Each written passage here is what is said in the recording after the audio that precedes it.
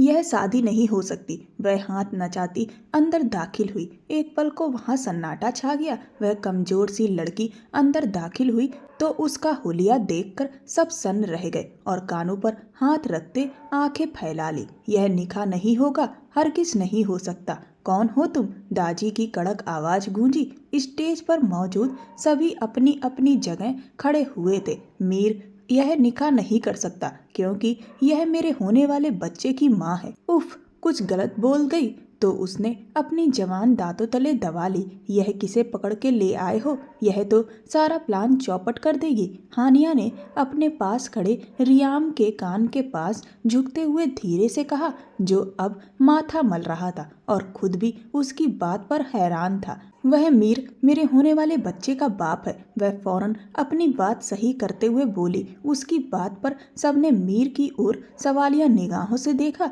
जबकि वह खुद हैरानी से उस लड़की को देख रहा था कि यह मुसीबत आई कहाँ से थी। क्या सबूत है तुम्हारे पास कि मीर तुम्हारा शौहर है? अचानक किसी भारी आवाज के उठते ही वहां सन्नाटा छा गया। अरबाज शाह, नजीफा का भाई। आज नजीफा का मीर के साथ निकाह था और वह अच्छी तरह जानता था कि मीर और नजीफा एक दूसरे से बेइंतहा मोहब्बत करते हैं। किसी तीसरे की कोई गुंजाइश ही नहीं थी। हाँ, एक थी तीसरी, लेकिन यह लड़की तो कभी नहीं हो सकती। मैंने कब कहा कि यह मेरा शौहर है? अरे, उसने तो बिना निकाह के ही मुझे पेट से कर दिया। हाय, मैं लुट गई, बर्बाद हो गई। मुझे किसी को मुंह दिखाने लायक ना छोड़ा। हाय, मेरा मासूम बच्चा जो अभी दुनिया में आया भी नहीं, बाप के साए से महरूम हो गया। वह शोर मचाते हुए रोने का नाटक शुरू कर चुकी थी। कहाँ से पकड़ कर लाए हो इस नमूने को? हानिया रियाम को एक तरफ खींचते हुए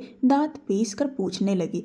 जरूरतमंद थी और बहुत बड़ी एक्टर भी। मुझे क्या पता था यह इतनी ओवर एक्टिंग करेगी। रियाम अब तो बस सर पीटने ही वाला था। अच्छा, तो कितने महीने से तुम पेट से हो? अपनी पैंट की पॉकेट में हाथ डाले अरबाज शाह ने माथे पर बल डालते हुए ठंडे लहजे में पूछा। लड़की ने अपने हल्के से उभरे पेट पर हाथ फेरा। पूरे 6 महीने का है मेरा होने वाला बच्चा, और जल्द ही बाकी महीने गुजरेंगे और मेरा बच्चा दुनिया में आ जाएगा। यह सुनकर हानिया ने रियाम की तरफ ऐसे देखा जैसे कह रही हो, काश तुम अभी के अभी मर जाओ। यह लड़की प्रेग्नेंट तुम्हारे साथ डील से पहले बनी या बाद में? जब डील की थी तब तो प्रेग्नेंट नहीं थी। पता नहीं एक रात में कैसे याद नहीं रहा। रियाम की यह बात सुनकर अब की बार उसका माथा सच में ठनक गया। अगले 6 महीने मुश्किल से गुजरेंगे, मतलब तुम्हारा बच्चा पूरे 12 महीने में पैदा होगा? अरबाज की बात पर वह लड़की उलझ गई। उसने घबराकर किसी को तलाशने की कोशिश की। रियाम, यहाँ से दफा हो जाओ। जब तक मैं ना बुलाऊं वापस मत आना। हानिया ने रियाम को वहां से भगाया और उसने भागकर ही अपनी जान की सलामती समझी, वरना अरबाज शाह के गुस्से से तो पूरा खानदान वाकिफ था। यही वजह थी कि अब भी वह बात कर रहा था तो किसी को बीच में बोलने की जरूरत नहीं पड़ रही थी। सब खामोशी से उसकी बातें सुन रहे थे। पता नहीं, लेकिन आ तो जाएगा ना इस दुनिया में मेरा बदनसीब बच्चा। और जो इसका बाप है उसने तो इसे अपनाने से इनकार कर दिया और यहाँ किसी और लड़की से निकाह कर रहा है। मैं ऐसा नहीं होने दूंगी। मैं कोर्ट जाऊंगी, अपने बच्चे का हक लेकर रहूंगी। वह आंसू बहाते मीर को देखकर बोली, 1 मिनट। अरबाज को उसकी यह हरकत अब बेहद गुस्सा दिला रही थी। वहां मौजूद सब लोग जो गुपचुप बातें कर रहे थे एकदम खामोश हो गए। अरबाज शाह धीरे चलता हुआ उसके पास आया तो वह घबरा कर उसकी आंखों से नजरें चुरा गई। तुम अपना बच्चा 12 महीने में पैदा करने वाली हो। चलो मैं मैजिक करता हूँ, ना हो यह बच्चा आज ही दुनिया में आ जाएगा। अरबाज शाह की बात पर उस लड़की के रोंगटे खड़े हो गए। अभी अभी कैसे हो सकता है? अभी तो पेट कम उभरा है। जब उभर कर यहाँ तक आएगा तभी बच्चा होगा। वह हाथ से पेट नापते हुए बताकर सबके कानों से धुआं निकलवा गई। जैसे तुम जादू से 9 की बजाय 12 महीने बाद बच्चा पैदा कर सकती हो तो मैं जादू से अभी क्यों नहीं? यह बच्चा मेरा है। जब मुझे सही लगेगा मैं इसे पैदा कर लूंगी। अब की बार वह लड़की अरबाज शाह की आंखों में आंखें डालकर थोड़ी हिम्मत से बोली, तुम्हारा नहीं, यह तो मीर का बच्चा है। हाँ, तो फिर अभी ही यह दुनिया में आएगा। अरबाज शाह ने कहते ही उसकी ओर हाथ बढ़ाया कि वह 2 कदम पीछे हटी।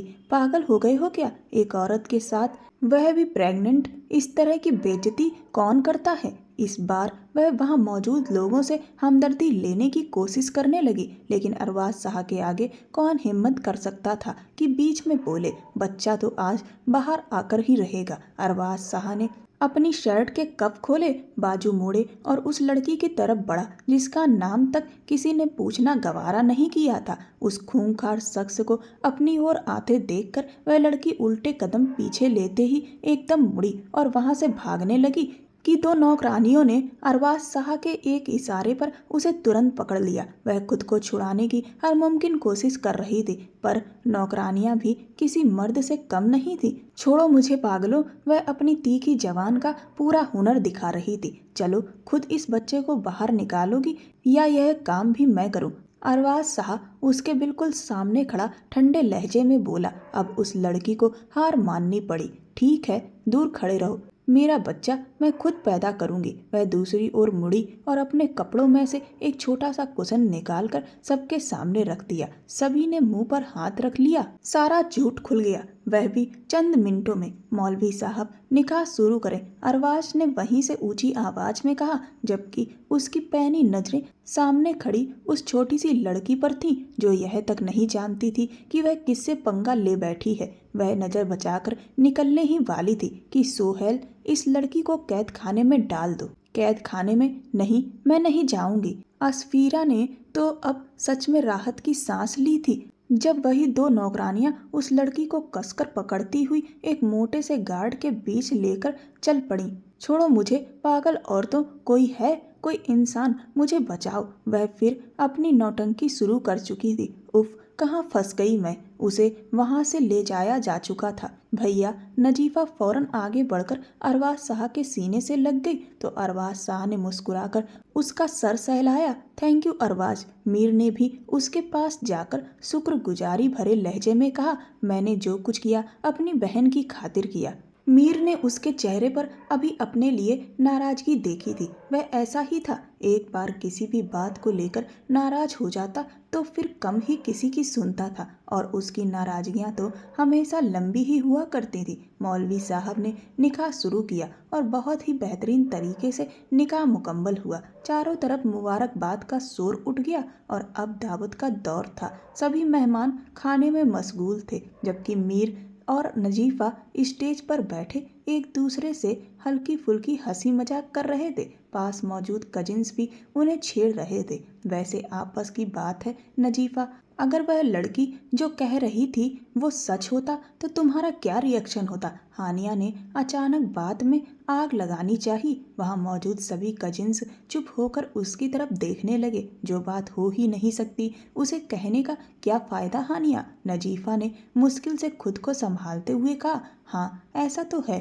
लेकिन फिर भी तुम क्या करती अगर वह बात सच साबित हो जाती? मैं बस फॉर एग्जाम्पल्स पूछ रही हूँ, तुम फॉर एग्जाम्पल की बात मत करो हानिया। अचानक अरबाज शाह की सख्त आवाज़ सुनते ही वहाँ सब चौंक उठे और हानिया के चेहरे का रंग उड़ गया। नजीफा के चेहरे पर हल्की मुस्कान आ गई। जो शख्स मेरी बहन की जिंदगी में शामिल हो रहा है वो चरित्रहीन नहीं हो सकता, इसीलिए तुम अपना ये फॉर और एग्जाम्पल लेकर यहाँ से निकलो। अरबाज शाह की सख्त बात पर हानिया का चेहरा अपमान के एहसास से लाल पड़ गया और वह फौरन स्टेज से उतर गई। हमेशा ही अरबाज शाह अपनी बहन नजीफा की ढाल बना था। माँ बाप के गुजर जाने के बाद वह अपनी 6 साल छोटी बहन का एक तरह से बाप बन गया था। दाजी ने अपनी औलाद को पर्दों के अंदर पाला था। उनका बड़ा पोता अरबाज शाह था, जो उनके बड़े महरूम बेटे का बेटा था, जबकि मीर उनके छोटे बेटे का बेटा था। हानिया और रियान उनकी नवासी और नवासा थे, जो बाप के गुजर जाने के बाद माँ के साथ उसी हवेली में आकर रहे थे। हानिया दिल ही दिल में मीर को चाहती थी और हमेशा से चाहती थी कि मीर उसे ही मिले, इसीलिए आज उसने अपने भाई के साथ मिलकर यह चाल चली जो उल्टी पड़ गई। सबके चेहरों पर मुस्कान थी, सिर्फ हानिया के अलावा। उसकी आंखों में आंसुओं की चमक साफ नजर आ रही थी। वह मीर को दिल से चाहती थी, लेकिन आज मीर किसी और का हो गया था। वह अपने आंसू छुपाती हुई वहां से चली गई। उफ, कहाँ फंस गई मैं। ओह जल्लाद की औलादें, हिटलर की आखिरी नस्ल, अनारकली को दीवार में चुनवा दिया था और मुझे यहाँ कैद कर दिया। निकालो मुझे यहाँ से, वरना मेरी सांस घुटकर मर जाएगी और मेरे कत्ल के जुर्म में तुम सबको फांसी होगी, समझे। असफीरा लगातार बोलकर अपनी भड़ास निकाल रही थी, पर वहां पहरे पर मौजूद किसी ने भी उसकी बातों पर ध्यान नहीं दिया। तुम अमीर जादू में जरा भी शर्म लिहाज नहीं, मुझ मासूम कमसिन हसीना को इस कैद में डाल दिया। पता नहीं कितने पुराने जमाने की यह जेल है। सफाई तक का इंतजाम नहीं किया तुम लोगों ने। कितने गंदे हो तुम लोग। स्कूल में चौथी क्लास की किताब में पढ़ा था सफाई जरूरी है। लगता तुम लोगों में से कोई भी स्कूल नहीं गया, और ना ही तुम्हारा यह दरोगा। अपनी कहकर वो थोड़ी देर को चुप हुई थी कि अचानक उसे अपने पाँव के पास कुछ सरकता हुआ महसूस हुआ। हल्की रोशनी में उसने नीचे झुककर देखा तो वहां इतना बड़ा चूहा देखकर असफिरा के रोंगटे खड़े हो गए। उफ, हाय, कोई मुझे बचाओ, यहाँ से बाहर निकालो। इस बार उसके सच में होश उड़ गए थे। वह चूहा उसे घूर रहा था, जैसे अभी उस पर कूद पड़ेगा। इससे पहले कि वह चूहा उसकी तरफ बढ़ता, दरवाजा खुल गया और वह चीखते हुए भागती हुई बाहर निकल गई। इतनी स्पीड से वह भागी थी कि सामने खड़े अरबाज शाह के सीने से आकर लगी। अरबाज शाह जो अभी वहां पहुंचा ही था और उस लड़की का शोर शराबा सुनकर दरवाजा खोलने का हुक्म दिया था। दरवाजा खुलते ही उसे सीधे अपने सीने से टकराते देखकर एक पल को वहीं थम गया, जबकि असफीरा अभी भी उसके सीने में खुद को छुपाए थर-थर कांप रही थी। कुछ सेकंड बाद अरबाज शाह ने उसे झटके से खुद से अलग किया, लेकिन वह फिर भी रोती हुई उसके और नजदीक आने लगी। किसी से न डरने वाली असफीरा चूहों से ऐसी खौफ खाती थी कि उसे खुद भी नहीं पता चलता था डर में क्या कर रही है। सोहेल, वो काला बिच्छू लेकर आओ। बिच्छू का नाम सुनते ही असफीरा के चेहरे का रंग एकदम सफेद पड़ गया। उसी पल सोहेल एक बोतल में बंद काले रंग का बड़ा सा बिच्छू लेकर आ गया। उसे देखते ही असफीरा फिर से अरबाज शाह की तरफ लपकी और उसका बाजू मजबूती से पकड़ लिया। प्लीज नहीं, इसे दूर करो। मैं अभी मरना नहीं चाहती। अगर मैं मर गई तो मेरे बच्चों का क्या होगा। डर के मारे उसके मुंह से जो आ रहा था वह बोलती ही जा रही थी। अच्छा, कितने बच्चे हैं तुम्हारे? अरबाज ने दिलचस्पी से पूछा। पूरे 2 बच्चे हैं। प्लीज इस नमूने को पीछे करो। मैंने तुम जैसा नमूना जिंदगी में कभी नहीं देखा। अरबाज शाह ने उसकी बातों पर भौएं उठाई, फिर उसी के अंदाज में बोला, मैंने भी तुम जैसा नमूना जिंदगी में पहली बार देखा है। सच सच बताओ, किसके कहने पर यह सब किया, वरना वापस उस चूहों वाली जेल में डालकर साथ बिच्छू भी छोड़ दूंगा। अरबाज शाह ने सख्त लहजे में उसे डराना चाहा। आप ऐसा नहीं करेंगे दरोगा जी, प्लीज, मैं बेकसूर हूँ। मैंने बस पैसों के लालच में किया, वरना मेरा किसी बंदे से क्या लेना है। मैं 2 बच्चों की माँ हूँ। वह हर बात का जवाब ऐसे दे रही थी जैसे हर सवाल का वकील बनकर आई हो। किसके कहने पर किया? अरबाज शाह ने उसकी सारी फालतू बातें काटकर सीधा सवाल दोहराया। कोई लड़का था, शायद आपसे थोड़ा छोटा होगा, हाइट में जरा कम, हल्की हल्की मूछें, दाढ़ी भी बहुत हल्की, आंखें कुछ कुछ आपकी जैसी, और हाँ, हाथ पाँव भी आपके जैसे थे। तुम्हें कैसे पता चला? अरबाज शाह ने चौंक कर कहा। वह हैरानी से उसके पास एकदम नजदीक आ गई और बोली, आपको कैसे पता चला? दूर होकर बात करो, बार बार इतने करीब क्यों आ रही हो? शर्म नाम की कोई चीज है तुम्हारे अंदर या नहीं? अरबाज शाह इस बार उससे झुलझुला कर बोला। असफीरा ने तुरंत जवाब दिया, आप लड़कियों से डरते हैं क्या? गर्ल फोबिया है? उसकी बात सुनकर अरबाज शाह के धैर्य का बांध एक बार फिर टूटने की कगार पर था। आप मुझे चूहों को मत दिखाइए, मेरी तो चूहों से जान ही निकल जाती है। सोहेल, इसे बंद करो इसी जेल में। अरबाज शाह की बात पे वह सर हिलाती फिर से अरबाज को कसकर पकड़कर बोली, नहीं प्लीज, मैं मर जाऊंगी। मैं जवानी में मरना नहीं चाहती। अभी अभी तो मेरी शादी भी नहीं हुई, मेरे बच्चे भी नहीं हुए, और अगर मैं मर गई तो। वह मनुहार करते हुए उसे डरा रही थी। अभी कुछ देर पहले तुम्हारे 2 बच्चे थे और अब तुम कह रही हो शादी भी नहीं हुई। कौन सा सच है तुम्हारा और कौन सा झूठ? अरबाज शाह उस लड़की से बेहद झुलझुला गया। जो लगातार उससे चिपकी हुई थी और अरबाज को उसका चिपकना इरिटेट कर रहा था। वो दोनों तो मेरी बहन के बच्चे हैं। बहन की मौत के बाद उनकी जिम्मेदारी मुझ पर आ गई है। प्लीज मुझे जाने दें, वो घर पर अकेले होंगे। इस बार उसकी आंखों में सच्चाई थी, पर अरबाज को अब भी वह झूठी ही लग रही थी। अपने ये झूठ बचाने वाले बहाने अपने पास रखो और मुझे उस शख्स का नाम बताओ जिसने तुम्हें यह सब करने को कहा। मैं सच कह रही हूँ, उसने नाम नहीं बताया, बस काम और पैसे बताए। मुझे पैसों की जरूरत थी, मैं राजी हो गई।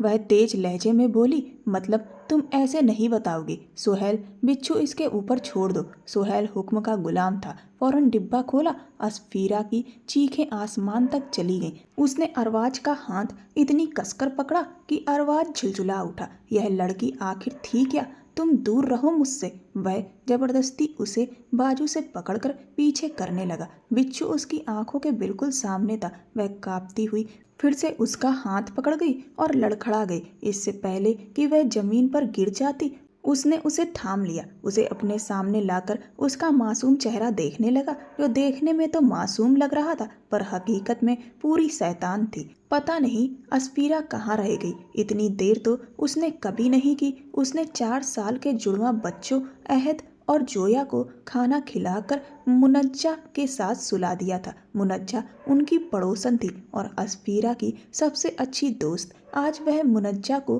अहद और जोया के पास छोड़कर गई थी कि जरूरी काम से जा रही हूँ, शाम तक लौट आऊंगी। पर वह अब तक नहीं लौटी थी। उस मोहल्ले में वह बचपन से थी। मुनीत साहब की 2 बेटियां थी, अमारा और अस्फीरा। 5 साल पहले अमारा को एक अमीर लड़के से प्रेम हो गया तो बाप ने उनकी शादी करवा दी। लड़के के घर वालों ने गरीब की बेटी को कबूल नहीं किया तो उसका शौहर अमारा की खातिर सब कुछ छोड़कर उसी छोटे से घर में रहने आ गया। मुनीब साहब हार्ट पेशेंट थे और अमारा की शादी के 1 साल बाद ही उनका देहांत हो गया।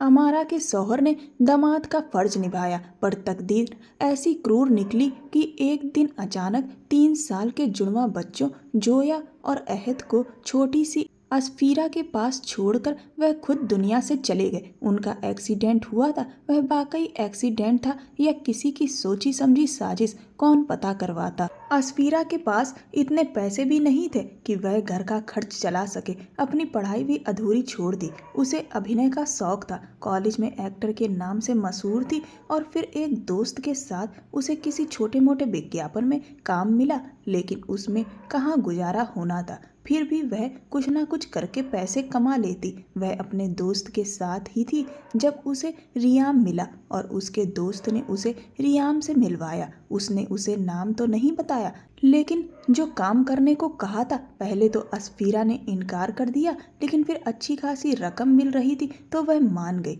पर अपनी ओवर एक्टिंग की वजह से वह पकड़ी जा चुकी थी और अरबाज शाह के कब्जे में थी, जबकि घर पर मुनज्जा उसके लिए परेशान हो रही थी। अस्फीरा को होश आया तो उसने खुद को नर्म मुलायम बिस्तर पर पाया, अपने दिमाग को तुरंत जगाया और खड़ी हो गई। मैं कहाँ इस अफलातून की मुसीबत में फंस गई हूँ, कोई मुझे बचा ले उस हिटलर जैसे दरोगा से। अपना बैग उठाया और दरवाजे की तरफ बढ़ी। खुशी की बात यह थी कि दरवाजा लॉक नहीं था, बस अटका था।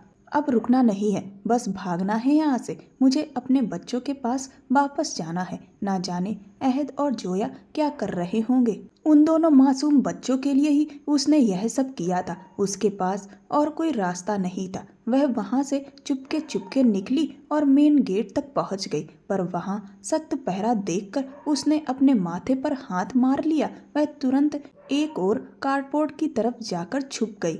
वह खुद को हौसला देती गहरी सांस लेकर रुकी रही, पर सांस तो तब हलक में अटकी जब सामने वही दरोगा उसकी तरफ आता दिखाई दिया। ढूंढो उसे, हवेली का चप्पा चप्पा छान मारो, यहीं कहीं होगी। मेरे लौटने तक मुझे वो वापस उसी कैद खाने में चाहिए, समझे तुम सब। वह उन पर बरसता हुआ कारपोर्ट की तरफ बढ़ रहा था। अस्फीरा डर के मारे पीछे हटी, हर गाड़ी का दरवाजा खोलकर देखने लगी कि तभी एक गाड़ी का दरवाजा खुला। वो उसमें घुस गई और बैक सीट के नीचे छिप गई। कुछ ही देर में उसे गाड़ी मूव होती हुई महसूस हुई। ये गाड़ी कौन चला रहा है? कोई तो है। वह चुप रही और सांस रोककर लेटी रही कि तभी गाड़ी एक जगह आकर रुक गई। अब अस्फीरा को उठकर देखना था कि वह कौन सी जगह है, पर वो उठती तो शायद फंस जाती, लेकिन उसे यह नहीं पता था कि वह वाकई फंस चुकी है, और वो भी ऐसे इंसान के चंगुल में जो अपने शिकार को सांस तो लेने देता था,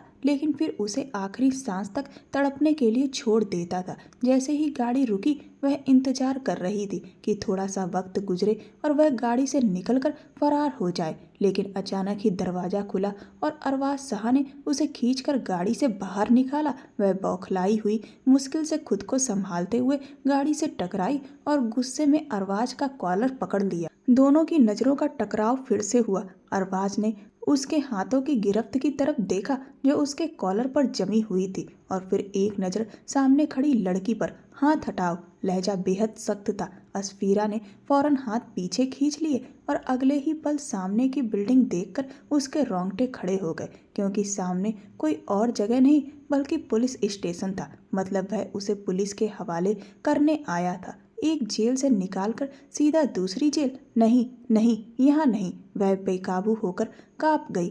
प्लीज दरोगा जी, मुझे पुलिस के हवाले मत कीजिए, मैं बेगुनाह हूँ, मेरा यकीन कीजिए प्लीज।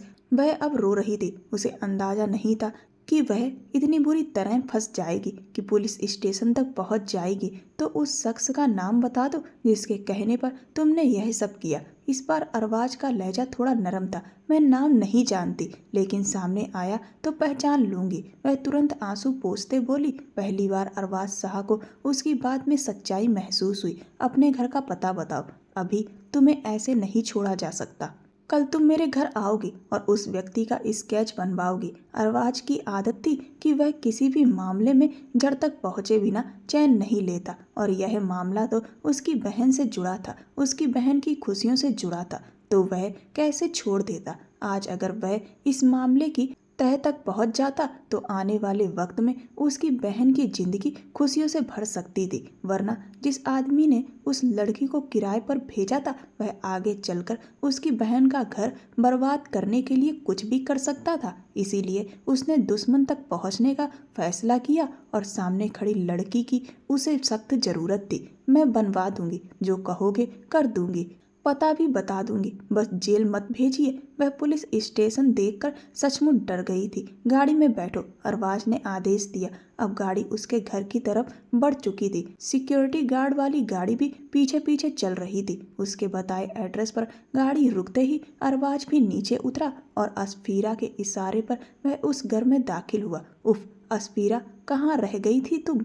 कब से तुम्हारा इंतजार कर रही हूँ। यह कोई वक्त है घर आने का? बच्चे भी इंतजार करते करते अभी थोड़ी देर पहले सोए। मुनज्जा के बाकी अल्फाज उसके मुंह में ही रह गए।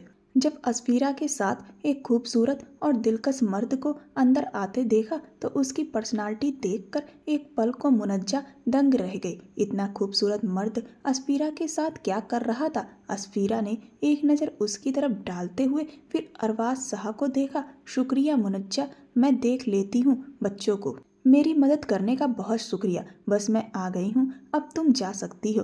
Thanks again. उसका लहजा आज पहली बार मुनज्जा को थका हुआ और टूटा हुआ लगा। यह कौन है? वह पूछे बिना ना रह सकी। यह दरोगा, आई मीन सॉरी, मैंने आपसे नाम नहीं पूछा। वह अरबाज की तरफ मुड़कर पूछने लगी। मीर अरबाज शाह। उसका तारुफ सुनकर उसने सिर हिलाया और हल्की सी मुस्कान पास की। मैं अस्फीरा अली। उसने उसकी ओर अपना हाथ बढ़ाया जैसे पहली बार मिल रही हो। अरबाज ने एक नज़र उसके चेहरे पर और फिर उसके बड़े हुए हाथ पर डाली, फिर सिर ना में हिलाकर रुख फेर लिया। अस्फीरा ने बिना बुरा माने अपना हाथ नीचे कर लिया। मुनज्जा तो उसका तारुफ सुनते ही लगभग बेहोश होने को थी। वह मीर अरबाज शाह के बारे में काफ़ी कुछ जानती थी। वह एक बहुत मशहूर बिजनेसमैन और अरबपति इंसान था जिसकी कमाई दिन दुगनी रात तिगुनी थी। और जिस पर लड़कियां मरती थी। ना जाने कितनी लड़कियों का क्रश था उस पर, और यह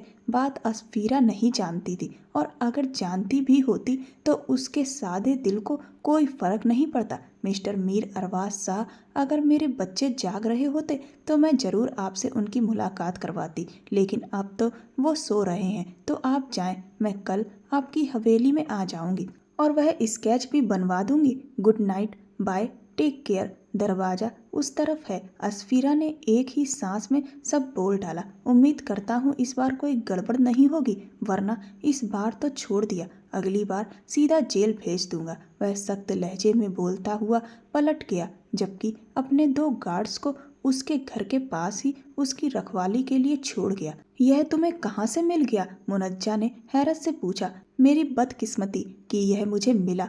वह अपना बैग एक तरफ फेंकते हुए थके अंदाज में बोली, आज का दिन बहुत एडवेंचर भरा था। तुम तो किसी शादी में गई थी ना, तो क्या वहाँ से भूखी वापस आ गई?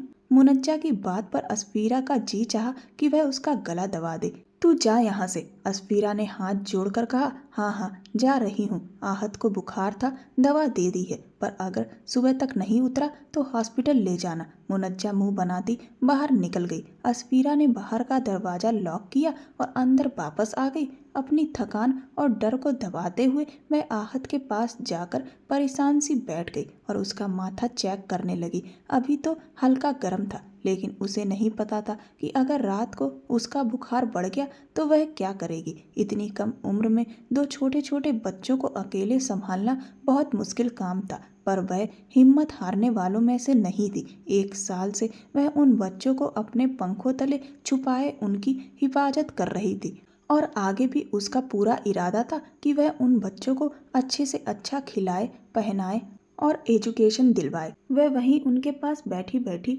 भूखी ही सो गई। सुबह के 4 बजे थे जब आहत को अचानक तेज झटके लगने लगे। वह हड़बड़ाकर उठी और आहत को इस हालत में देखकर घबरा गई। आंखों से आंसू नदी की तरह बहने लगे। जोया भी उठ गई और सहम कर आहत को देखने लगी। जोया, जल्दी मेरे साथ बाहर आओ। असफीरा ने आहत को गोद में उठाया और बाहर की ओर भागी। अपना बैग उठाया और जोया को साथ लिया। आहत को गोद में उठाए घर से बाहर निकली। बाहर ठंडी हवाएं चल रही थीं। इस वक्त कहाँ से लाऊं गाड़ी जो हॉस्पिटल पहुंचा दे? मौसी, मुझे ठंड लग रही है, नन्ही जोया ने कांपते हुए कहा, और वह उससे लिपट गई। आहत की हालत और जोया का ठंड से कांपना उसका हौसला तोड़ रहे थे। उसकी खुद की हालत भी खराब हो रही थी। जिंदगी कितने इम्तिहान लेती है। उसने कभी भी शिकायत नहीं की, हमेशा हर हाल में मुस्कुराई, बल्कि दूसरों को हंसाती रही। लेकिन आज वह बुरी तरह टूट रही थी, क्योंकि वह अकेले सब संभालते संभालते थक चुकी थी और अब वह कुछ नहीं कर पा रही थी। उसी समय आहत को फिर से तेज झटके लगे।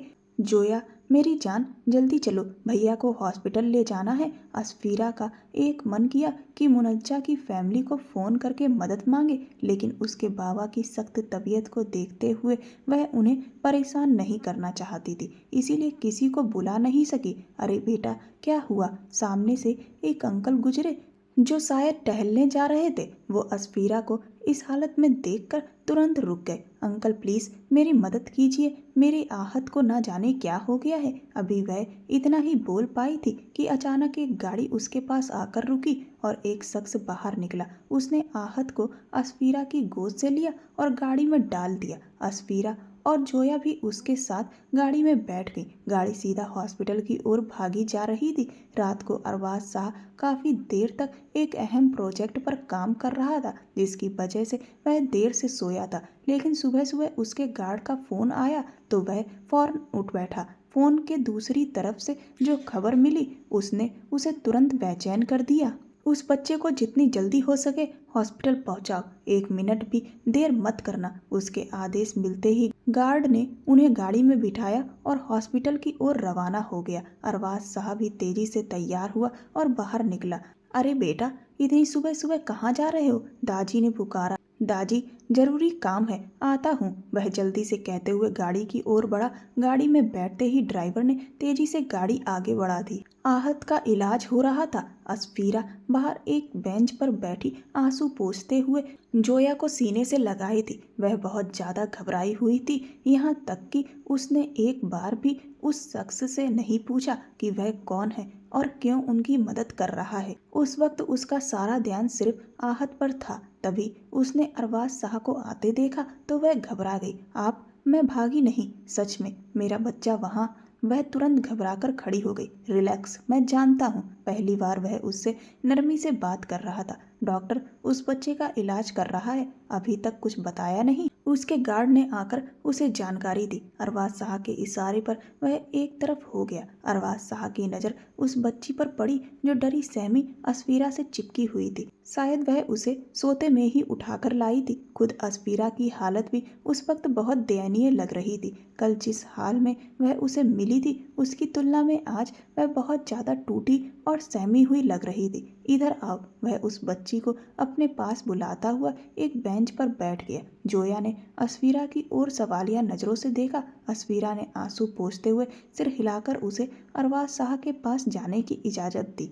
जोया धीरे से उसके पास गई। उस बच्ची की नीली गहरी आंखों को देखते ही अरबाज को किसी बहुत खास इंसान की आंखें याद आ गई। उसने उसे अपने पास बिठाया। नाम क्या है आपका? वह उससे बहुत प्यार से पूछ रहा था, शायद उसके डर और सहमेपन को कम करने की कोशिश कर रहा था। जोया, जोया हैदर। वह हमेशा अपना पूरा नाम बताती थी। उसने अपने पिता को होश में कभी नहीं देखा था, सिर्फ तस्वीरों में ही अपने माँ बाप को देखा था। उसे अपने पिता के नाम से बहुत मोह था, इसीलिए वह हमेशा उनके नाम को अपने नाम के साथ जोड़कर बोलती थी। उसका पूरा नाम सुनकर अरबाज शाह एक पल को रुक सा गया। फिर से बोलो, क्या नाम है? वह पूरी तरह उसकी ओर ध्यान लगाए था। मेरा नाम जोया हैदर है, वह इस बार बिना डरे बोली। हैदर शाह की बेटी। अरबाज शाह एकदम से बहुत गहरे सदमे में आया। आप हैदर भाई को जानते हैं? अस्फीरा चौंक गई। वह कुछ कह पाता उससे पहले ही डॉक्टर बाहर आए और आहत की हालत के बारे में बताने लगे। तेज बुखार की वजह से उसे झटके लगे थे, लेकिन शुक्र है कि अब बुखार नियंत्रण में है। मैं मिल लूं अपने बच्चे से? अस्फीरा की आवाज में तड़प साफ थी। डॉक्टर ने वार्ड में शिफ्ट होने के बाद मिलने की इजाजत दे दी।